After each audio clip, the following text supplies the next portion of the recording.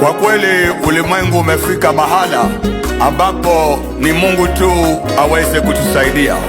Mambo ambayo yanaendelea siku hizi makanisani na sehemu za ibada ni sehemu ambazo tulikuwa na matumaini kwamba ukikimbilia kanisani utakuwa salama, lakini makanisa yamegeuka kuwa vituo. Yaani wanadamu wananyonywa, watoto wa Mungu wananyonywa, watu wanapoteza nyota, wanapoteza matumaini. Wahubiri wamekuwa waongo.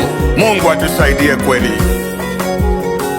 Wanadamu ni waongo, wakuita kwenye gari la kwenda Mombasa, kumbe limeharibika. Wanadamu ni waongo, wakuita kwenye gari la kwenda Mombasa, kumbe limeharibika. Miujiza wanafanya wakisema Bwana Bwana, wakiita jina lake, kumbe hiyo ni elimu. Miujiza wanafanya wakisema Bwana Bwana, wakiita jina lake, kumbe hiyo ni elimu.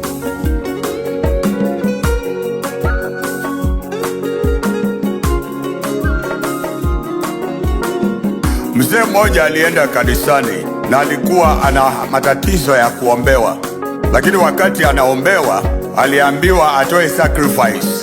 Alitoa sacrifice na hakupona, na aliendelea kuwa mgonjwa, akaingia kwa madeni. Sasa aliyekimbilia kanisani kwa ajili ya kupata afya, basi aliongozwa hata na akaunti zake zikaisha, akabaki ana madeni, anadaiwa, lakini ni mgonjwa. Hapo mahali pa ibada paligeuka mahali pa matatizo iliyoingilia maisha ya mzee huyu. Hiyo ndiyo maana ninasema dunia imeharibika.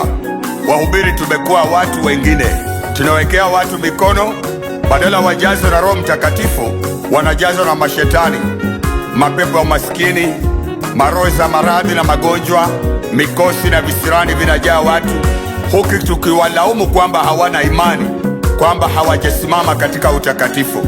Hiyo ndio jambo ambalo linanikera mimi, mtumishi wa Mungu. Moyo wangu unaugua kuona yale yanayotokea siku za mwisho. Wanadamu ni waongo, wakuita kanisani, wakuwekea mikono, wakujaza mashetani.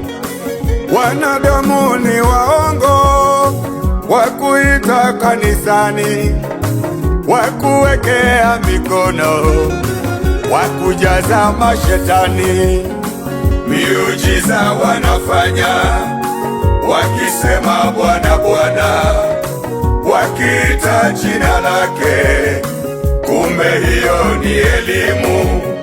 Miujiza wanafanya wakisema Bwana Bwana, wakiita jina lake, kumbe hiyo ni elimu. Miujiza wanafanya wakisema Bwana Bwana, wakiita jina lake, kumbe hiyo ni elimu. Miujiza wanafanya wakisema Bwana Bwana, wakiita jina lake, kumbe hiyo ni elimu.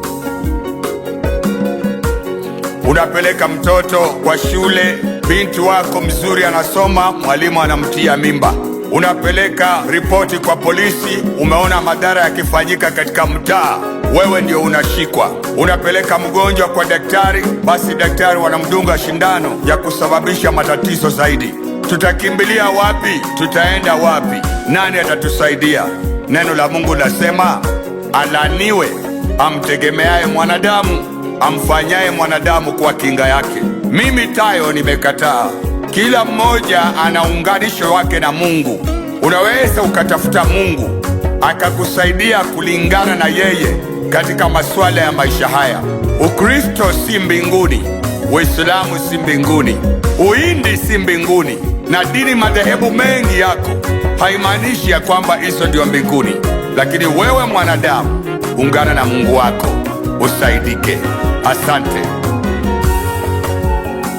makanisa wanajaza, manyumba wananunua, magari wanaendesha kwa jina lake Bwana. Bwana, makanisa wanajaza, manyumba wananunua, magari wanaendesha kwa jina lake Bwana. Bwana, makanisa wanajaza, manyumba wananunua, magari wanaendesha kwa jina lake Bwana. Bwana, makanisa wanajaza, manyumba wananunua, magari wanaendesha kwa jina lake Bwana. Bwana,